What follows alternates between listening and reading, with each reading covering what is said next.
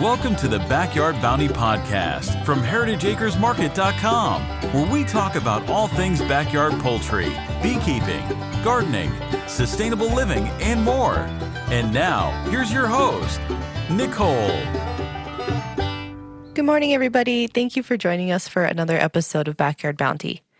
I'm your host, Nicole, and today we're joined by Sarah from Freville Farm, and we're going to talk about learning where our food comes from and some suggestions on starting a food business with our farm. And Sarah, thank you so much for joining me today. Thanks for having me, Nicole. First, let me make sure that everybody understands that the name of the farm, because it is confusing, is Freville Farm. Oh, I apologize. So it's okay. It's just think of Freville, but with one E. And that is actually a hybrid of my last name and my husband's last name.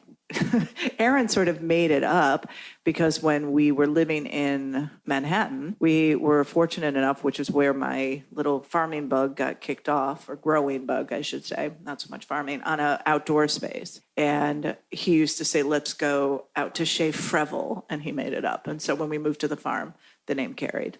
Oh, that's very cute. Yeah. And my last name is Friedman, and Aaron's last name is Neville. Okay. So there you go. Freville. So there you go.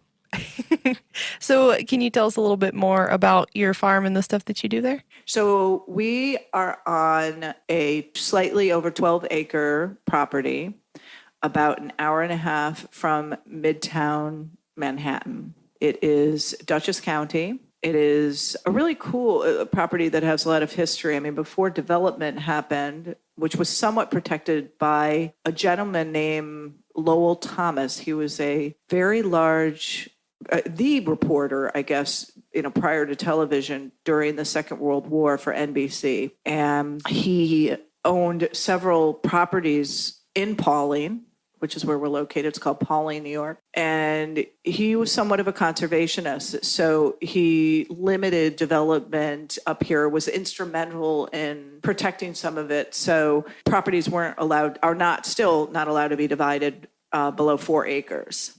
So at some point, I think the home and the place we live in, which has a very large barn, was actually a cattle farm. And so I think none of the homes around us existed. That barn is from the 1830s. That's really neat. Yeah, now we still have 12 acres and the people have 30 of them next to us. But it's just enough. Yeah. 12 acres is a lot. It is. Yeah. People think, I want hundreds. No. Yeah. Yeah, it's just more to maintain. It's Dutchess County, the Hudson Valley region of New York State, and it's a decent drive to the city, but close enough.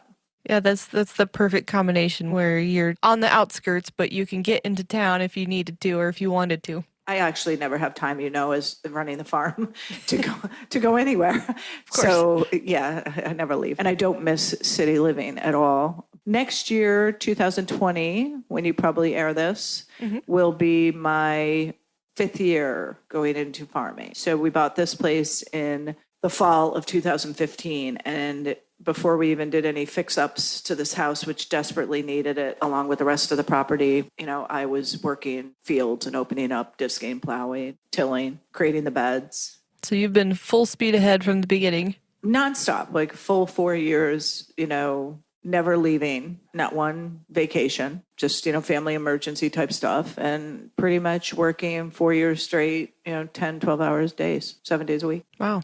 Building this monster. So what made you decide to leave the normal life and go into farming full-fledged? I'm not sure how normal Manhattan is. Well, true. From consumer-based, mentality, it's quite normal. Because that was the problem. I had a very successful career as a photographer. Some of you may have recognized my husband's name, Aaron Neville. He's a very successful musician, singer from New Orleans. We actually met on a photo shoot. I had a very good career. The recession definitely impacted media, but I was still trekking along. But I was finding it to be, I think it was the timing of digital reality television, the recession, a few components that started to become soul crushing to me. And I slowly started to extricate myself from something that I always knew I was going to be. I knew I would be a photographer since I was a teenager. And I walked away from that, in my early 40s after developing a very successful career and having traveled all around the world. I photographed for, ESPN, the magazine, did Nike campaigns, shot for music magazines. I met Aaron actually photographing him for People magazine after he and his brothers, the Neville brothers, returned for the first time to New Orleans after Aaron had lost his wife of 48 years to cancer, and then all of them had lost their homes in Hurricane Katrina. So they were living in Nashville up until she died. About a year and a half later, it was the first time the Neville brothers came back to close out Jazz Fest in New Orleans, and I was sent on assignment to photograph them, and that's where I met Aaron. Wow. And we were married a couple years later. And so we lived in Manhattan for a while. Like I said, we ended up in an apartment that I was fortunate enough to have an outdoor growing space, which is not common in the city. I was removing myself from my art and feeling very lost. I was a teacher at a college too. I taught photography. And I started becoming friends with a lot of farmers at the Union Square Green Market and getting very interested in growing food. And so I was doing that in this crazy way on this 400 square foot outdoor space. And I couldn't be contained. And I said, I want to move to the country and do this on a larger scale. And that is exactly what we did. And after being here for a matter of just a few months, I said, we're selling this apartment. There's no way I'm ever going to be able to be back and forth in the city. Plus, growing a farm, it's expensive, even for somebody like he and I, who have probably a lot more resources than, a young farmer. It's not as hard, but I realized how much money is being funneled out. And I was trying to figure out what direction I want to go with this. And so we got rid of that apartment and we've been here, nonstop ever since. So to tell you, I first came into this having some sort of, I don't even want to call it ego because, arrogance about, thinking that I could actually really do this. But I am incredibly tenacious and driven. And that's what helped me have a career in photography. And it's the same drive that I bring to this. I've literally been here, 7 days a week, 10, 12-hour days every day. I don't go anywhere. So when you put that kind of time in, whether you're 26 or 46, the payoff will occur even through multiple episodes of falling on your face. You don't learn until you fail at things over and over again. I don't know if I'd even actually call it failures, but just where things don't go the way you think they're supposed to go. I had this idea that I was going to do a more creative take on a CSA that allowed the consumer to be more selective in what their shares would be. But I very quickly realized that I did not want to just grow vegetables and be a market gardener. That's sort of how I went into it. But this property is very hilly. Those were where the idiot, decisions that I made, not knowing farming, not knowing soil and land, are the things that in hindsight are 2020, but just, the quality of the soil, the slopes, things that, I know now that had I known then, I might have looked for another location. But you learn to work with what you have and improve on what's there. So I thought I would be doing more of a market garden approach. And I very quickly realized that's not who I am. I mean, 2016, I was like the Karate Kid, the wax on, wax off. I was just out there by myself growing on, about a half acre. Occasionally had a guy that would come in and help me weed. And I just was like a lunatic growing pretty much everything. And okay, what happened was I grew up with my summers on a farm as a kid in Binghamton in upstate New York. My grandparents owned about 100 acres up there. And my parents used to drop us off there for months during the summer. And my grandparents were, I don't even know if you'd call it homesteading back then, but, everything was growing and preserving the harvest.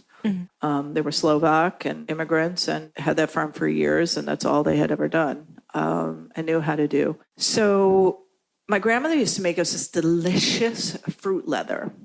That was the thing, and we'd fight over it, my siblings and I. So she would, puree whatever the fruit was from the garden, and in that time, you'd spread it out and dry it in the sun. And I said to my sister one day, because there was a building that already existed on this property that was a dog kennel, actually, from the prior owner, but it had all the water and electric, but just a lot of this property had fallen into disrepair. It was just in bad condition. So I always knew I'd kind of fix it up a little bit, and it would be my washroom when I was in my CSA fantasy mode. And I hadn't done that yet. I hadn't fixed up that building. And I said to my sister, how come nobody at farmers market sells fruit leather? And so I started, that was it. My grandmother's fruit leather from her farm started me, in a winter of 2016. What would it take for me to make that? That's how that light bulb went off. And I want to make that. And what does that mean?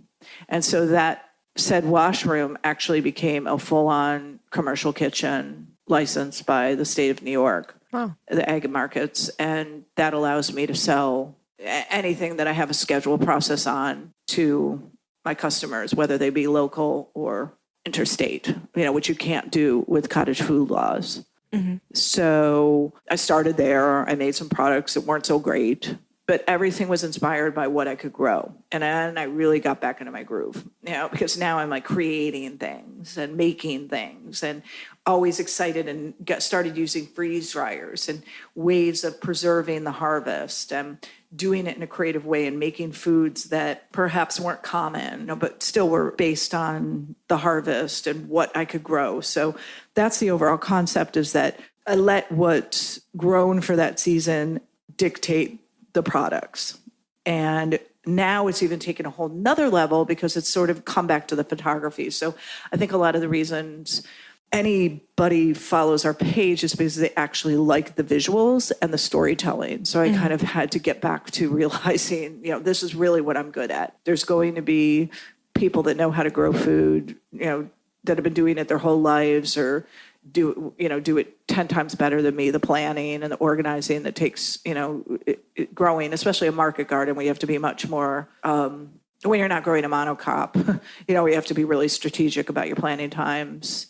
That wasn't something that I was going to be able to do that well. And there's plenty of other people, well, still there's not enough people doing it, but, that I needed to do what really resonated with me. So, I wanted to be a grower and I wanted to be a food maker, but I didn't want to be just one or the other. So all of our products are created with trying to use as much as we can from what is grown on about an acre and a half. And every year now, I'm changing the idea. I'm using social media as a platform to tell the story of what I'm making for that year. And we'll carry over things that do well in that year. But this year, my focus was soups and smoothies. And next year, it's going to be condiments and pantry items. And then the next year is going to be medicinal. And then the 7th year, I'm actually going to focus on just the photography of everything. So it's kind of the all over. It's a creative process. And right now I have a call to action campaign going on called Know Where Your Food Comes From. And I'm hoping I can use that as a platform to really discuss the importance of knowing that and shining light on other farms and farmers and driving attention. So it's not about building a big food business. It's my real skill, which is the visual, that I know how to tell a story through pictures. And, and I'm a bona fide farmer here, creating food. But, when I say I'm making soups and smoothies for the year, I'm not interested in making, 20 million batches of it or trying to figure out how to grow it into a larger company. It's really also sending that message that food's not infinite. So when we make something, it's really special, and people can hear me talk about it from, January, maybe when we're ordering seeds, or December, and then when I'm starting them, and then what the intention is, and then they order it generally around holiday time. So they can watch it full circle from beginning to end. And why do you think it is that you're so driven and motivated to share that message with people? Because there's too few people in control of our food supply, and people have gotten too complacent and comfortable with that. And there's people, animals, land, soil, Mother Earth on the other end of that. And I just want to try my best while I have my time on this earth to bring light to that topic that I think is vital. People often ask, why is organic food so expensive? Or why are those eggs, $5 or $6 versus 99 cents? I mean, I'd be asking, knowing what I know, why are those? I wouldn't ask anymore because I know why, but, I'd run the other direction if eggs were 99 cents. Mm-hmm. So, I think people have just gotten so complacent because there's a gross level of entitlement, just easy access, and there's people and animals and our health, overall health as a community that suffer.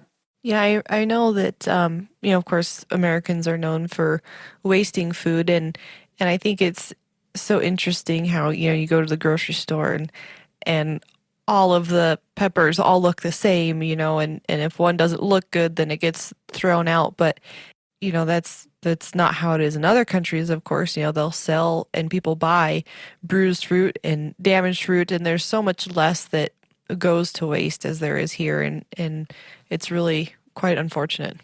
Well, that's a lot of what's great about the food business, too. That's sort of what you just talked about, touches on some of also the products that come up. I did a product last year called Summer in a Bag. So it was all of the produce from the farm freeze dried in a bag. So, we can get freeze dried vegetables and fruits at, major grocery stores now, but mine was, everything. It might have been a slice of an heirloom tomato, a pepper, an asparagus. How do I preserve the harvest? So when I'm making, like this year we did smoothies. So I didn't want to repeat the same thing. But in terms of food waste, the smoothies are these bags of, greens, kale, strawberry, raspberry, aronias, everything that I'm growing here, brought into a freeze-dried pouch that people can have less food waste. There's two sides of it. So my produce doesn't have to look perfect. Mm-hmm. So way, way, way less gets thrown out because I'm processing everything that I use. So when I bring in fruits and vegetables, I obviously try to grow the best fruits and vegetables organically. I think you and I both are in the Certified Naturally Grown program. Yep. So following those principles, but, nothing has to look perfect. I'm not going to throw away a bunch of kale just because, something ate a few holes in it. I can still, wash it and process it and crumble it up.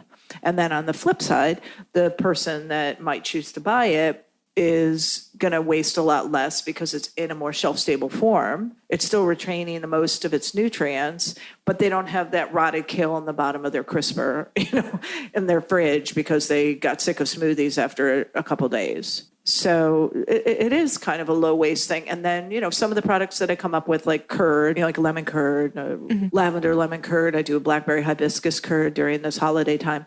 I used to make I still make it, but a brittle, which is a freeze-dried ice cream. It uses a lot of yolks. So both of those products use yolks. And so I also do a meringue using the whites. So I don't throw all that out. So I'm always very, very mindful of how do I use the whole product or the whole vegetable, fruit, egg, whatever I'm using. I did soups this year. Mm-hmm. So I made a potato leek soup and I had tried to make it vegan, but it did not taste the way I thought it should taste. So I sourced from a local chicken farmer, even though the chickens we have are just layers and we use the eggs in products in the kitchen. But, I buy now my backs and necks, parts that other people may not buy for my soup stock. Sure. So I'm very mindful of also the low waste angle to it. Yeah, I feel like there's a big movement towards that, but it's people are still probably formulating their low waste plans and goals. So it's definitely, I think, can be challenging, but also something that a lot of people are striving for. I hope so. We need to be a lot more mindful about it. So of the things that you grow on your farm there, I know that one of the things that really caught my eye was your turmeric and ginger that you've been growing. And I think that that's one that a lot of people don't really expect that you can just go grow it in the ground here in the U.S. like you can a tomato plant or something like that. So how has that been going for you? Has that been challenging? Have you had to amend your soil? And how do you source the rhizomes to grow them? I get it from Hawaii. There's a company called Biker Dude. It's like the one big organic provider of turmeric, ginger, and some rare flowers. They pretty much are the ones that any small farmer goes to in Hawaii. Mm-hmm. They grow it for, I think, about 5 years prior to selling it to small farmers so that you can turn it around in 1 year. Oh, wow. We're zone 6, so it's not something, ginger you can grow out in the field, but the majority of people that would be in zone 6, anybody growing turmeric is going to have to do it in a greenhouse because I'm not harvesting it until November. So I grow them in grow bags And so I have one greenhouse delegated to it. One big thing we do, because we're a largely e-commerce based company with the food, but I like to have my hands in the community. So the way we do that is in the spring, I host a very large plant sale for a couple weeks. And we sell large varieties of tomatoes, peppers, lettuce, onions, everything, asparagus, artichoke. I start everything. Heirloom, open pollinated plants, hard to find medicinals. I think we had 80 varieties of tomatoes last year. It's very diverse. And we open our farm up to the community just during that time, and people come and they buy plants for their garden, and what remains we donate it to the local food pantry so people can take them and grow their own food.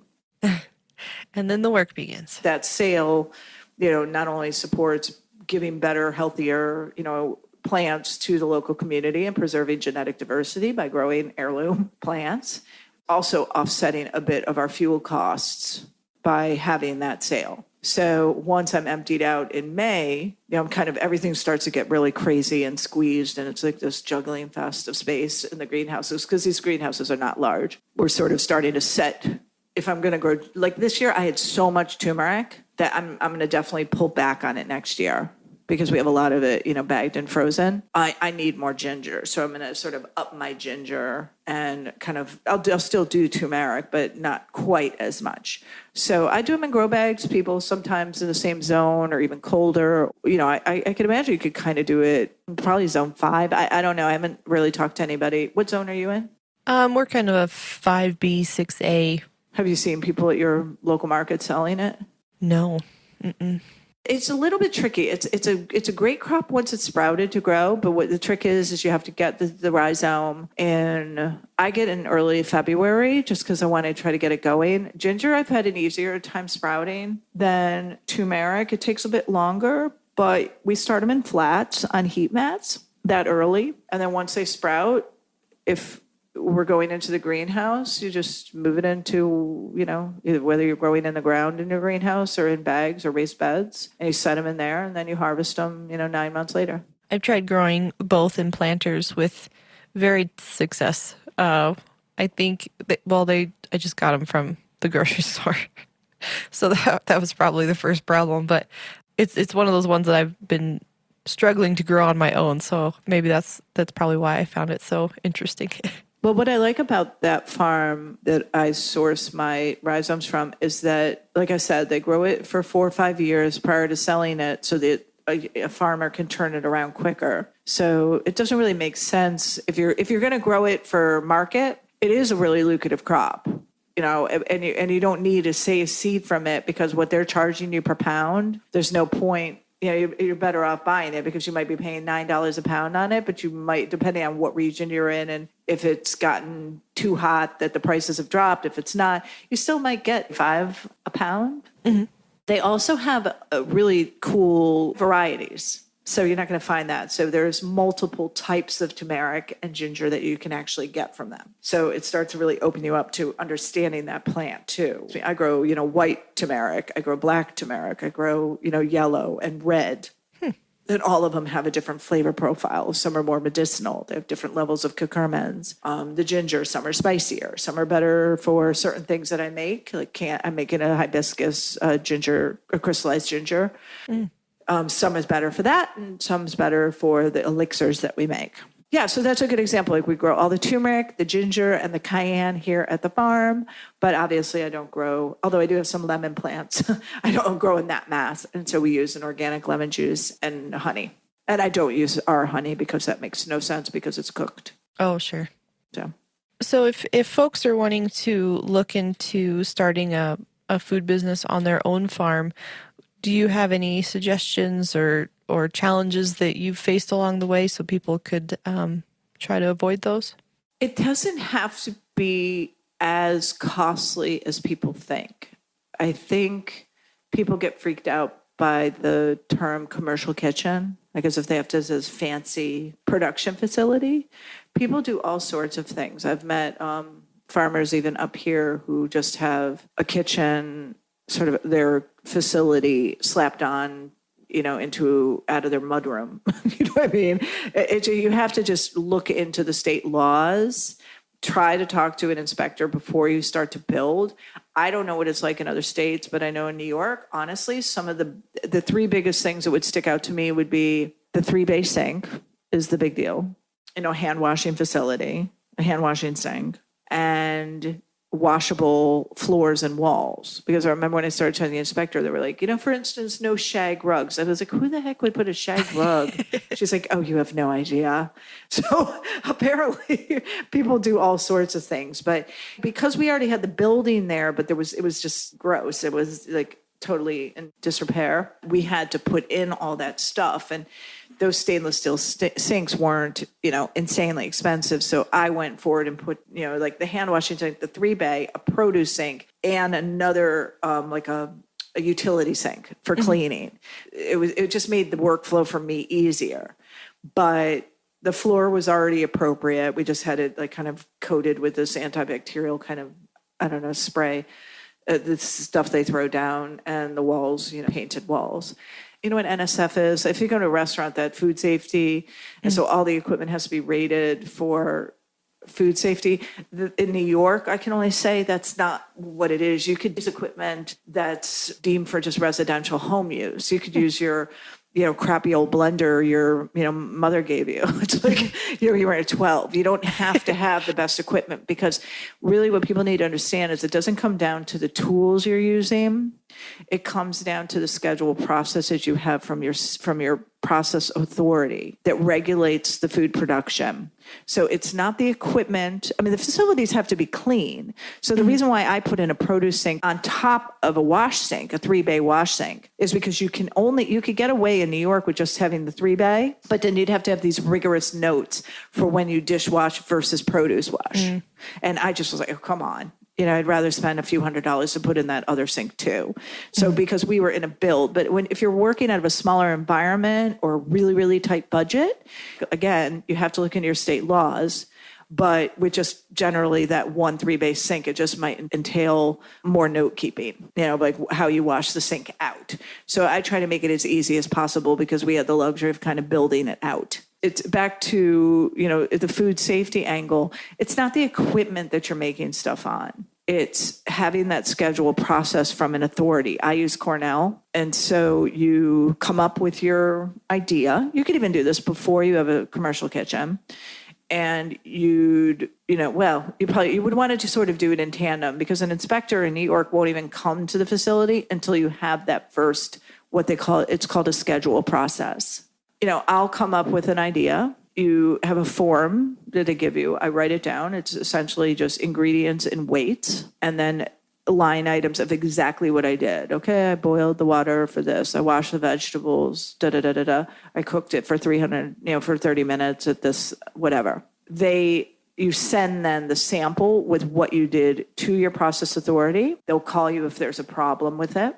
If you don't hear from them, there's generally not a problem. And maybe, a month or two later, you'll get back a more legal revision to your recipe done up by your process authority that will tell you exactly how they want you to make it.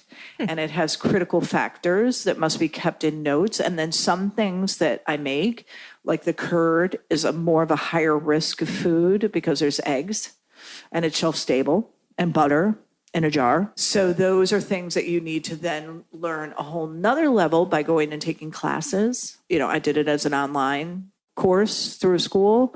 So you're not allowed to make that without the better processing certificate. And I did that in a winter, in one winter. And then you have to register with the FDA. But this is when you start going into things like if you wanted to acidify foods. So what that means is there's acid-based foods. So if you think like the elixir that you were interested in, the main ingredient within that, the number one ingredient, is lemon juice. So, because there's no water in it. So it's lemon juice, honey, turmeric, ginger, cayenne. That's what I use. So since lemon is the main, base of that product, it's already acidic. But if I take something like a fruit curd, is not acidic, and I have to make it acetic by adding lemon juice to it, that becomes a lot more strict, where you have to take much more rigorous notes, and that's where the education comes in. But if you were somebody who just wanted to make, an already acid-based food, or you weren't doing any pressure canning with meats, if you were just, say, drying herbs, if you wanted to make your jams and breads, but you wanted to do interstate sales, you'd need to do it out of a commercial kitchen. I think all cottage food laws, generally allow for like basic jams, jellies, breads, things like that. You can sell them locally, but you cannot do interstate sales. So even if you wanted to be a jam maker, but you just wanted to expand to be able to sell your product, in all the states, it's the same recipe that you could sell without that license. But if you want to start doing interstate sales, you'd need to do it out of a commercial kitchen in general. But I don't know every state law. Sure. I know that in our area, there's a couple of commercial kitchens that will allow outsiders to come and use it, for a day or whatever. Well, that's another really big thing that's happening now too. So that's really helpful for the young person that maybe can't afford or doesn't even own a property that's worth modifying so that they have their commercial kitchen on it, is to use shared commercial spaces. I know in New York, because I did a food show with Cornell at the Jacob Javits Center, they have a cool, they call it Incubator Alley or something. And when I went to do this 2 years ago, it was Cornell, but Cornell doesn't have a shared facility, but there was Chobani, that yogurt company. Yeah. They actually have an incubator kitchen now. And there was people there from Boston, Commonwealth, I think it was what the place was called, and a Chicago-based kitchen. So there's a lot of people putting in facilities like that so that there's a shared space, and then you still need your own respective license, but you don't have to deal with paying for all that stuff. And probably those kitchens are far more elaborate than what we have. Oh, sure. Because they probably have, 20 million sinks and tables and, bread ovens, probably quite elaborate. Ours is fairly simple, but it's in my backyard. Well, yeah, that's definitely a perk. Yeah, but it really, so there always is that option if you want to jump into a small food business, is finding a shared commercial space. A garlic farmer I'm thinking about, and they used to make these cool garlic spreads. And I remember talking to them about it before they moved up here. And they said they were actually making more money renting their commercial kitchen from their, garlic sales. Sure. Than their own production. So sometimes you might also find somebody like them, or even myself, that'll say, you know what, I'll rent it out to you, 2 days a week. Mm-hmm. And so from what I understand, those shared spaces often work on like a monthly, subscription or something. You can buy into a fixed time. So, you might get it Tuesday, from 12 to 8 or whatever, and you just have to show up that time. So there's definitely some resources and alternatives for people that might be interested in starting a business, so that they don't have to go full-fledged and maybe invest a lot of money in something that they're not sure if they are really sold on, I guess. Absolutely. I mean, and that's really what one should do. I mean, ideally, that's young, if you're not sure, is don't put all your skin in the game. You have to remember too, like when we moved here, this is our home. This is the only place we're at.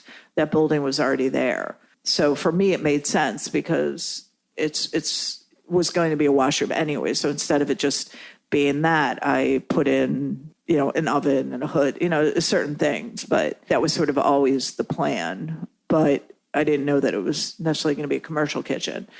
But yeah, I mean, trying it out. And then I guess if your brand grows large enough, if that's the direction you want to go in, then you might decide to put in another facility because you need more time in. Because, 1 day a week or 2 days a week might not be enough for you. You might need to be in there every day. Also people, get so big that they suddenly start, just using co-packers and other people that create the product for them. And they turn over the produce. There's a million, there's a lot of different ways to do it, but there's definitely a lot of shared facilities popping up. And then it's slow and steady wins the race. That's my big message. And not to get, for me, like I said, I went into it thinking I was going to do one thing, and it took a turn into another direction. And even as I started to make certain foods, I got, I don't want to say overzealous, but I fell on my face a lot. And now I'm getting very clear with, what I put out there and what I don't. And also the demand. I'll tell you a little story. I ended up doing a food show. One of them is kind of big in the sustainable food world. And the other one was when Cornell asked me to go to this big fancy food festival. I had so many people interested in what we were doing because what we are doing is kind of unique. I was doing freeze-dried ice creams. Like, there's stuff that isn't common. Right. And people just come up to you and you just start to get sucked in if you're doing something unique where your ego can get ahead of you. And it's like, oh my God, I got to do this. And I really think I lost, I'm going to tell you, like 3 months running around like a chicken with my head cut off, seriously, like putting barcodes on products and trying to understand nutrition labels and all this crap that honestly I didn't need to do to just get back to realizing I have no interest in selling wholesale. Mm-hmm. It was like one of the hardest lessons I had because I lost a lot of time in that. And a lot of money sort of like messing around with labels and what it took to do that. Because, wholesale isn't always going to be an option for a small farmer, a small food maker. The margins that people want at a little shop are sometimes just too large of a cut for that farmer to be able to really make any money off of. So sometimes staying close to home there's something to be said for it. Selling your product, starting out small at your farmer's market, maybe Etsy, using one of those platforms so you don't have to build out a whole website. But you have to know the laws. But they're researchable. And the states generally that you live in, ag and markets division of your states, maybe your local college that has a good, ag department, they're usually incredible resources to help you along the way because we just don't have enough small farmers. Mm-hmm. So my lesson from that was, I got caught up in this big company was interested in this one. And then when you start running their numbers and they start asking you there's crazy things that came up, like these terms like free fill. I'm not kidding. Free fill. I was like, what the heck is free fill? Like they literally expect you to give them all of your product for free at first. Wow. Oh, yeah. Yeah. And I was like, what? I'm killing myself. Are you crazy? So, and because we're moving into a time now where these marketing trends become such touch points, small batch, handcrafted, artisanal. I'm not kidding. I went to Costco one day. There was this cheese that my mother had gotten me at some point, like a dip, like a cheese dip or something. It was good. And I actually saw it on the Costco shelf in bulk quantity in their free, section. And it said small batch handcrafted.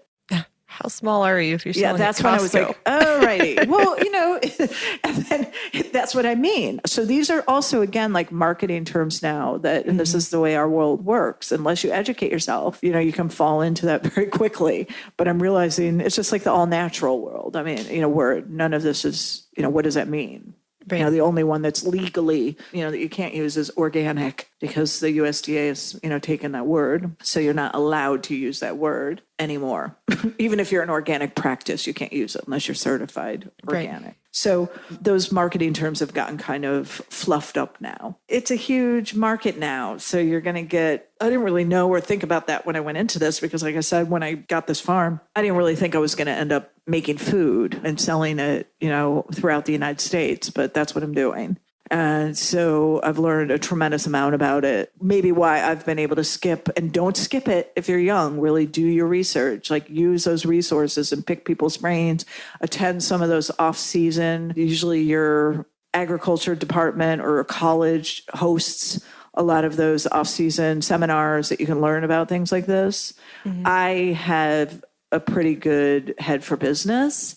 And since I was an artist for years and worked for myself, I understand a lot of the legal jargon and things that, made it a little bit easier for me to wrap my head around. But because I went into this, in my mid 40s, it wasn't like when I went into photography in my early 20s. So believe it or not, some of those things from other careers can play in. It all comes down to, money. Yeah. So, there's some cool resources that I've used, I've been able to find online that are pretty inexpensive. Like one lady I had found that has a very inexpensive, but a spreadsheet that she sells. So it makes it easier for you. So for small food business, where it sort of spells out how you figure out what your cost of your product should be. And you can plug those numbers into it because that's a big part of it, because it's easy to forget what it really takes to run a farm and a food business, and how you price a product doesn't always price in the overhead of the rest of your, the farm. So you need to learn things like that. But there are resources out there. I found them. So you can too. It's definitely a learning curve, whether you're trying to sell product on a farm or manufacture cars. I think that it's just part of the deal. Yeah, I mean, there's no free lunch. I mean, you want to be successful at something, you've got to put in your sweat and blood. And, I don't know how you teach that. I mean, I was a teacher for 15 years. I taught my my other trade of photography. And often I realized that I couldn't teach people to be creative. I couldn't teach people to have tenacity and diligence, but I could teach people, the practical applications. I taught the business of photography. I taught lighting on location, things that I actually could teach, because I don't know that you can teach somebody to have drive. So that I've learned in now I'm 51 years on the planet, is I want to make people as driven as I feel at times, but that's impossible. So, but anybody that's in farming has got to be driven. Oh yeah. Unless their, parents dragged them into it or something. Because, it just doesn't stop. So there's just no way. I mean, I think any farmer would have the capacity to be, a food manufacturer if they wanted to. And it's an excellent way to build, to build value to their company, to add on value-added products, but also to be able to expand, out of the state will open up a huge amount of resources if you have a unique product. I think the real catch is just don't grow and make what everybody else is. Find your niche.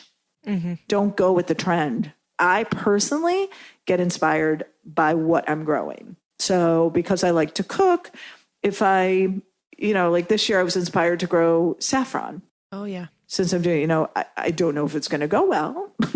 And so I didn't put in, millions of them, but I put in just enough that, I'll see if it works. But, I know I would need elderberries for my medicinal year in 2 years. So, I put that in ahead of time. I mean, I've put in so many things. I've planted so much here, different varieties of fruits and perennial, medicinal herbs, and I'm always cooking. So I just get inspired by, what can I grow? How can I grow it? Does that make sense? So, and try to come up with products using the machines we have that are unique. You're going to have a harder time standing out if you're making sourdough bread, you know what I mean? Right. Or whatever. But if you're making sourdough bread with, emmer or einkorn and you're growing it, you'll probably get a huge following, because very few people are growing original wheats. Most people are baking that stuff with hybridized wheat. You can't chase that kind of thought. So that's the message I could leave you with, is just don't chase market trends. Like, I already feel like when I started growing turmeric, I thought it was an interesting plant, but now I feel like going to these big box stores or grocery stores, I'm now seeing turmeric popcorn and turmeric, Tostitos or whatever. I'm like, oh God. Oh, no. Because time for something new. You can see where that's going. And so I started to read about a plant, moringa, and now we'll see, and I tried to grow it here. It's not going to grow that well. It's not worth me doing. I have a few of the trees, but I can guarantee you moringa will be all over the shelves like turmeric within the next couple of years. So, this is how our society works, Yes. It's like, but I don't, again, I'd make that elixir, but I also really am not interested in scaling up. So I have my customer base. They like it. People know I'm only making it also a few times a year. So when I make it, they buy, multiple bottles and stash up. And we're all happy, because it's just like having so now it is kind of like what my original plan was. It's, in a sense, it's not a CSA, no one's prepaying, but you have your loyal customer base and they come and you're going to be able to move what you spent the whole year growing. Right. So it's just a different model. We're 100% value-added farm goods. It also allows me to use a lot of other local farms around the area's products too. Like I said, the chicken, or I use a local maple. I use a local dairy for our milk and butter. So I'm also able to bring in other farms. I even use a salt from New York that's harvested from the sea and solar processed. And then I can actually shine a little bit of a spotlight on those companies. I really like the share the wealth or partnership program that you've got there, working with other local farms and helping their prosperity as well. Yeah, I mean, most of them are a heck of a lot bigger than I am. So they may not need it, but it still spreads the message of sustainability is also making a living. Mm-hmm. I do my best to source locally, no matter, what the price is, from the best farms with the best practices in the area. And therefore you have a better quality product too. Yeah, I mean, I wouldn't use the product, if I didn't know the farmer in some capacity or their operation. Mm-hmm. I'm not making anything that I wouldn't want to put in my own body. It's also, I guess one message I want to leave young people is really stand in your truth too. Don't start thinking that you're too expensive. Run those numbers through a spreadsheet. Really come up with what that cost is. The cost of a food product, a value-added food product, is formulated on just a few components. It's the cost of the ingredients, the labor in making those ingredients, and then the packaging. Mm-hmm. So nothing else is priced to come up with the price of that product within it. So you can't suddenly start thinking about what is your electric cost? What's your fuel bill for the year? That's why it's very important that once you come up with that number, to understand whether your product actually even makes sense as a wholesale item. Are you able to make any money off of that? Because you need to come up with that price for the cost of the goods and your labor in making it, not the field work, not harvesting anything, and then tack on another 50% or whatever. You have to run the number, and then that would be your price. So it's very important to understand the numbers and to not start to become malleable so that you can just have your stuff on the shelf, because free gets nothing but more free. Yep. That's the life lesson that I can share with you after 51 years on the planet. So it's like you have to stand in your truth, stand behind the product. I pay fair wages to anybody helping me on the farm. I work tirelessly. But like I said, I personally realized very quickly I was incapable of selling wholesale because I knew I never wanted to scale up. Like the average person might look at it and say, that's so expensive, but it's really not. It's, it's not at all. It's just we've all gotten to really cheap food. Yep. But I stand in my truth, and those are my prices. And they've been very carefully looked at. And I'm not going to flex from it. I'll run sales, periodically because we want to move product. But I've run the numbers. Nobody's price gouging. This is, in order for me to pay the bills, pay anybody who's helping me properly, and, make sure that my chickens are well taken care of, and, that I'm running a business and a farm and a life that I can sleep at night with. Yeah, I think those are all really valuable lessons, and there's a lot to take away there for anybody that has, I think, any level of business. And then in the day and age where you can go get a $1 hamburger in the drive-thru, people are so hesitant to pay for quality foods, but it's really necessary. Good isn't cheap, and cheap isn't good. No, if you doormat yourself, you're just going to be a doormat. Mm-hmm. So for those that would like to support small business and pick up some of the elixir like I plan on after this episode, or some of your other products, how can people find you? Well, I'm very active on social media, on Instagram and Facebook, and we have a website. So it's frevillefarm.com, FREVILLE farm.com. Well, Sarah, I really appreciate you taking the time to talk to us today. I think this was really insightful, and I really appreciate your time today. I appreciate the ability to talk to you and get out to your base.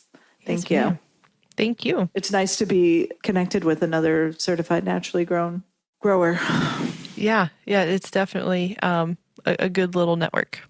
It is. And for those of you listening, thank you so much for joining us for another episode, and we'll see you again next week. Thank you for listening to Backyard Bounty, a podcast by heritageacresmarket.com.